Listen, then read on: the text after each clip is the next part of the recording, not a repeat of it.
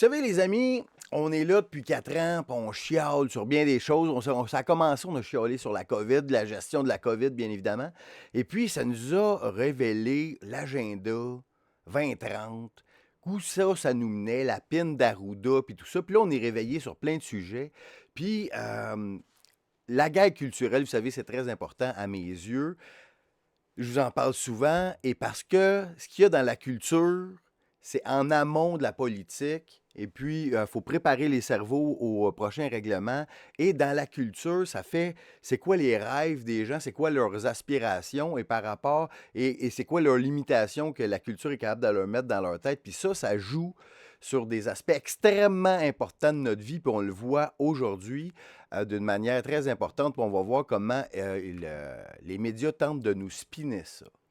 OK, le wokisme, vous savez, cette maladie mentale dont on analyse souvent, ça fait en sorte que le but du wokisme, c'est de faire en sorte qu'il y ait de moins en moins d'humains sur Terre.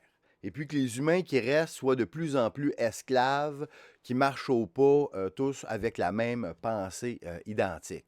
OK? Et ça marche très, très bien. Donc, ce qu'on veut, c'est de mélanger les enfants dans leur identité de genre, premièrement. Après, leur proposer le plus possible l'homosexualité, essayer tout ça. Après, s'ils sont hétéros, c'est d'avoir un rythme de vie des plus débauchés possibles, d'être loin des responsabilités, de tenter euh, tous les péchés qui s'offrent à eux. C'est un peu ça.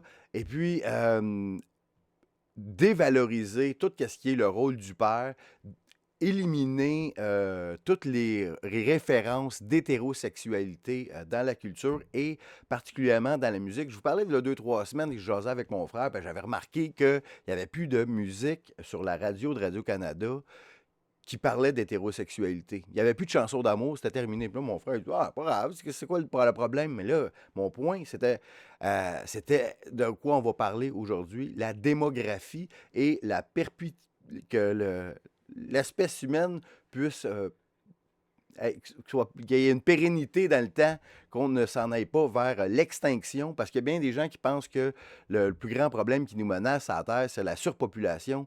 C'est peut-être le contraire, en tout cas dans les sociétés occidentales. Et en fait, tu sais, ça vient d'un l'autre aspect nos adversaires disent tout le temps que c'est une théorie du complot, mais est-ce qu'on parle de grand remplacement? Donc, empêcher les jeunes de rêver d'avoir une famille par toutes sortes de moyens. Et puis donc, c'est que la population qui est là, occidentale, eux autres se reproduisent plus. Puis pour compenser, parce que là, la démographie, il faut toujours qu'elle grandisse, on fait entrer des centaines de milliers, si ce n'est des millions d'immigrants illégaux. On parle, au Québec, on va voir 220 000 nouveaux immigrants en 2023 qui sont arrivés. Ça, c'est juste pour le Québec. C'est 1 million à grandeur du Canada. À ce rythme-là, en 20 ans, ils ont complètement... Ils vont dominer, il va y avoir beaucoup plus d'immigrants dans 20 ans que des Blancs de souche. Au Canada, à ce rythme-là, en dedans de 30 ans, ils vont remplacer complètement les Blancs qui auront disparu. Ça va juste être des gens qui, comme Justin Trudeau le veut, est une nation, un pays post-national, qu'il n'y a personne qui est né ici parce qu'on les a tous tués. Hein, l'euthanasie, et puis on leur a dit de ne pas faire d'enfants parce que c'est pas bon pour la planète. Hein, ça va au municipal, au provincial, au fédéral, tout le monde s'entend, les communistes. On empêche nos enfants de se reproduire et on met fin à la lignée pour se faire remplacer. Mais ça, ce que je vous dis là, les médias traditionnels vont nous dire que c'est une théorie du complot. Mais lorsqu'ils veulent nous expliquer ça, il faut qu'ils trouvent une spin positive.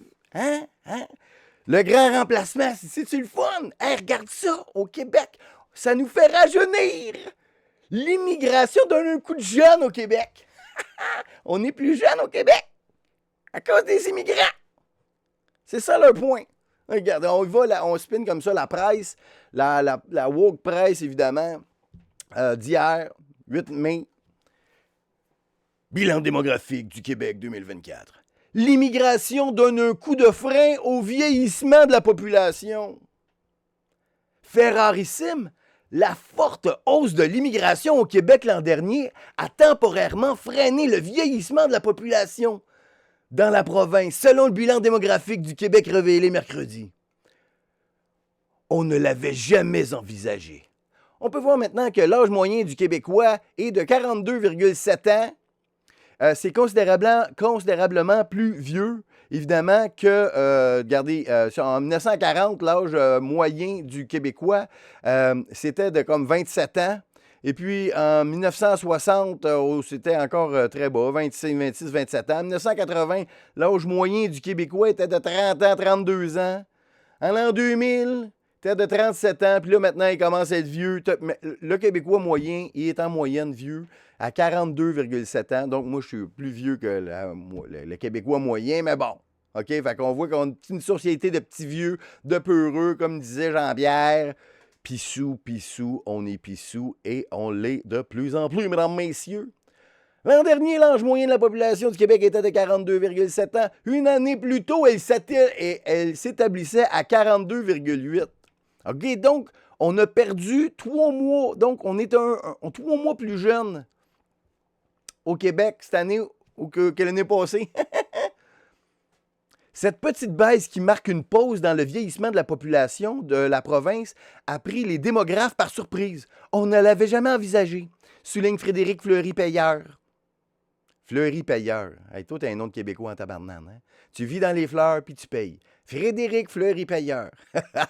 Démographe de l'Institut de la statistique du Québec. Ça illustre à quel point l'immigration est exceptionnelle en 2023. Sur les 220 000 nouveaux immigrants, environ 174 000 sont issus de l'immigration temporaire, note-t-il. Donc, ce n'est pas un phénomène qu'on estime qui va durer dans le temps. C'est une curiosité analytique intéressante.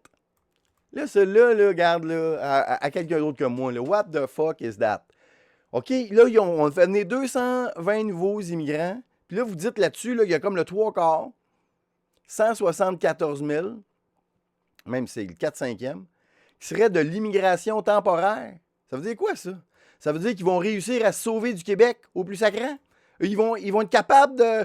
Ils vont réaliser que c'est de la merde, cette province-là, puis ils vont dire n'importe où ailleurs qu'ils citent que cette province de communistes, le laboratoire officiel de Klaus Schwab en Amérique, OK, l'épicentre du gauchisme américain, le Québec, mesdames et messieurs, le Cuba du Nord, bien évidemment.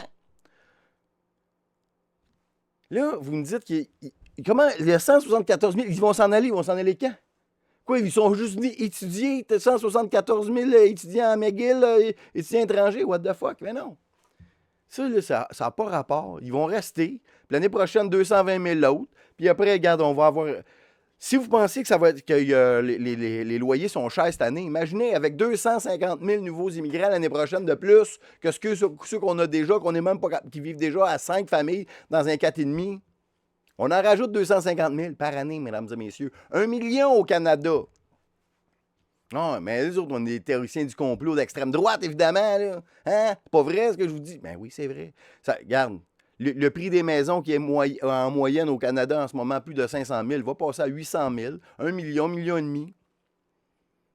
Puis là, regarde, ça va être ça. Vous ne posséderez rien, vous serez heureux. C'est ça, l'agenda 2030. C'est ça, Klaus Schwab. C'est ça, le grand remplacement. OK. L'immigration sort de l'île de Montréal. Donc, ça c'est intéressant à savoir que les immigrants, ils arrivent à Montréal, tu sais, c'est bien dégueulasse.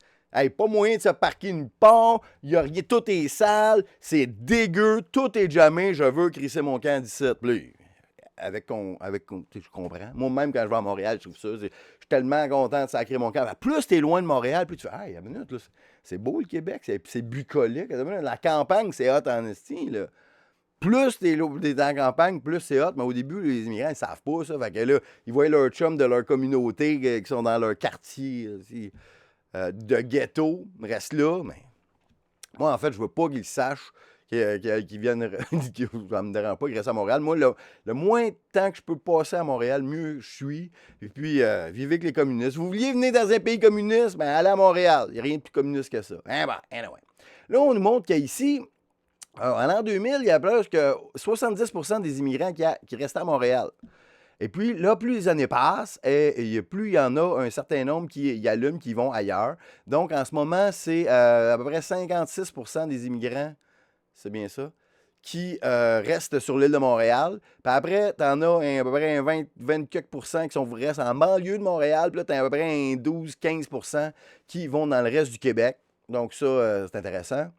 Autre fait marquant, nouveaux arrivants, bon, j'analysais ça. OK, là, ça, c'est le pourquoi je me suis avec mon frère l'autre fois sur la promotion de l'hétérosexualité et tout ça. C'est que l'humanité puisse continuer d'exister, que le Québec puisse continuer d'exister, que la culture québécoise puisse continuer d'exister dans le futur, en 2050, qu'il reste des gens qui parlent français, puis qu'on n'écoute pas du Paul Piché juste une journée par année, comme du folklore d'une époque passée, comme dans la chanson de la bottine souriante. En l'an 2033, un vieux Québécois, la chasse à l'oie. Vous connaissez cette tune-là? Point un hostie d'oie. Anyway. Ouais, là, excusez là, le bout de chantage, mais bon. OK, la fécondité a piqué du nez encore une fois pour s'établir à 1,38 enfants par femme. Ça, on peut même pas mettre enfants au pluriel. Là. 1,38 enfants par femme en 2023. Comparativement à 1,48 en 2022, c'est un hécatombe épouvantable. 1/10 de point quand tu es dans les 1% en un an. OK, je veux vous rappeler que pour que l'humanité continue de croître, ou non, même pas qu'à croître, qu'elle reste au même niveau, ou bien qu'un pays, ou qu'une nation, qu'un continent garde le même niveau de population, on doit avoir un taux de fécondité de 2,2 enfants par femme. Parce que là, le point 2, parce que là, bon, ça prend un gars et une fille, faire un enfant, OK, right? Fait que là, et puis il y en a qui meurent, les enfants, à un certain moment donné, puis qu'eux autres, ils vont être infertiles, puis tout. Donc, on a besoin de 2,2. Donc, à 1,48, à 1,5 là, en 2022, on était déjà à 0,7 de juste se maintenir. Puis là, en un an, ça a droppé d'un dixième encore plus pour être à 1,38. Donc, on s'en va vers la fin du Québécois, du Canadien français, c'est terminé, ne sera remplacé que par n'importe qui va devenir de n'importe où ailleurs que des Québécois. Donc, la culture québécoise est terminée. Parler français, ça ne sert absolument plus à rien. Dans 10-15 ans, c'est terminé. Là, ça va être juste... il va en rester une petite gang qui ils vont parler en français ensemble à Saint-Jean, mais c'est terminé, là. À 1,3. Donc, c'est pour ça. Donc, ici, on nous dit, la baisse se poursuit et s'accentue notre fleuri-payeur. Ça semble être le cas partout ailleurs. C'est difficile d'identifier un seul facteur. C'est vrai qu'il y a plusieurs facteurs. Mais c'est peut-être la diminution du désir d'avoir un enfant. Ben, ça, c'est pas mal. C'est ça, c'est sûr. Les gens, ils veulent plus avoir d'enfants. Mais pourquoi les gens veulent plus avoir d'enfants? C'est à cause de la culture. La culture de la peur, la culture de la fin du monde, l'éco-anxiété, le coût de la vie, évidemment, il va parler du coût de la vie, mais c'est la destruction de l'image de la famille, la destruction du patriarcat, la destruction de l'image de l'homme, la destruction de vouloir, d'avoir ça comme désir. Vous vous rappelez, quand on était jeune, toutes les histoires se terminaient de la même manière. Ça se terminait, on lisait une histoire, l'histoire se terminait toujours de la même manière, peu importe l'histoire. Ça se terminait avec « Ils vécurent heureux et eurent beaucoup d'enfants ». Ça finissait toujours comme ça. Ça fait combien de temps que vous n'avez pas entendu une finale de quelque chose comme ça, qu'ils vécurent heureux ou ils eurent beaucoup d'enfants? Ça n'existe plus. Si tu vis à vie heureuse, riche et sans enfants, comme Carrie dans Sex and the City, comme nos amis dans Friends, comme nos vedettes, comme Taylor Swift qui n'a pas d'enfants, hein? Girl boss. Mais c'est ça que ça fait, la culture de l'individualisme. Grosso modo, c'est du féminisme extrême, mais c'est de la haine de la famille. Donc, on n'inculque plus chez les petites filles et les petits garçons que leur rêve, quand ils sont plus vieux, de la manière qu'ils voient leur futur, ils se voient comme un père de famille, comme une mère de famille, comme au sein d'un foyer uni avec beaucoup d'enfants. À mon avis, c'est ça le plus gros problème. L'influence du coût de la vie et de l'accès à la propriété. Oui, que ce qui est arrivé avec la COVID, l'inflation, difficile d'avoir accès à la propriété, mais ça ne devrait pas. Avoir un enfant, c'est beaucoup, beaucoup plus profond que, OK, est-ce que ça va m'appauvrir? Est-ce que je. Ça... Tu y arrives tout le temps. Même si tu es pauvre au moment que tu décides d'avoir un enfant, ça marche. La vie va faire que ça va marcher. Faire confiance à la vie, avoir un enfant, c'est la chose la plus fantastique qui peut t'arriver dans une vie, sûr et certain. Si tu as un 4,5 et que tu veux un 5,5 pour avoir une chambre d'enfant, peut-être que c'est trop cher ou difficile à trouver. C'est pas une bonne raison. Là. Tu vas l'avoir, ça va marcher. Avoir un enfant, c'est fantastique. Donc ici, on y parle de l'espérance de vie au Québec à 82 ans. Je trouve que ce n'est pas très important, mais donc on tente de nous spinner ici que l'immigration puis le grand remplacement, c'est fantastique. Ça fait que l'âge moyen des Québécois a baissé à cause de l'immigration parce qu'on ne fait plus d'enfants. Fait que, oubliez ça, là. Puis, tu sais, le vaccin. Et, on a vu la quantité de fausses couches incroyable, les chiffres sortent. Ça n'a très certainement pas aidé. On voit qu'ici, selon les statistiques Canada au Québec, on est tout près de 9 millions maintenant, 22 de la population totale, qui, eux, à chaque année, ça va être 1 million de nouveaux immigrants ici. Puis la chute de la natalité, Radio-Canada nous en parle également. Le Québec connaît le plus faible nombre de naissances en près de 20 ans. Le Québec a connu une baisse de 3 du nombre de naissances entre 2022 et 2023. 77 950 bébés sont nés en 2023. Le déclin du nombre de naissances se poursuit depuis 2013. Donc, en 2013, ça a été notre pic, là, qu'on a fait le plus de bébés. Depuis ce temps-là, on ne fait que baisser. Okay? On s'en va vers la fin du Québécois, la fin du Canadien. C'est terminé. Le nombre de... les autres provinces canadiennes n'ont pas encore publié leurs données. En tout cas, c'est très, très, très triste tout ça. Et puis, donc... Je termine avec cette citation ici. Ici, on y dit « On se trouve au 2e niveau le plus bas jamais enregistré au Québec, après celui de 1,36 qu'on avait observé en 1987. » OK, donc en 1987, je ne sais pas ce qui est arrivé. Les femmes ne faisaient pas gros d'enfants aussi cette année-là. Donc, c'est très, très triste tout ça. Donc, c'est à nous à changer la culture. Le showbiz 2.0, on doit faire la promotion des familles, des papas, des familles unies, des grandes familles, parce que c'est ultimement la chose la plus importante. Ça me rappelle une citation où j'entendais un politicien que j'aime vraiment pas beaucoup dans la vie, qui s'appelle... c'est pas Couillard, c'était qui? Anyway, il y a un politicien qui ça allait vraiment mal pour lui, l'ancien premier ministre. Puis là, tout le monde, il chiolait après. Puis là, il y a un journaliste qui avait dit qu'est-ce que comment qu'on se sent quand on sent qu'il y a juste sa famille qui t'aime? Parce que tout le monde chiolait après, les syndicats, puis les médias, puis son propre caucus. Tout le monde n'avait après lui, puis vraiment rien. Puis là, le journaliste il avait dit ça. Il dit, comment tu te sens comme s'il y a juste ta famille qui t'aime? Il dit, garde, c'est parce qu'il n'y a rien que ça d'important. OK.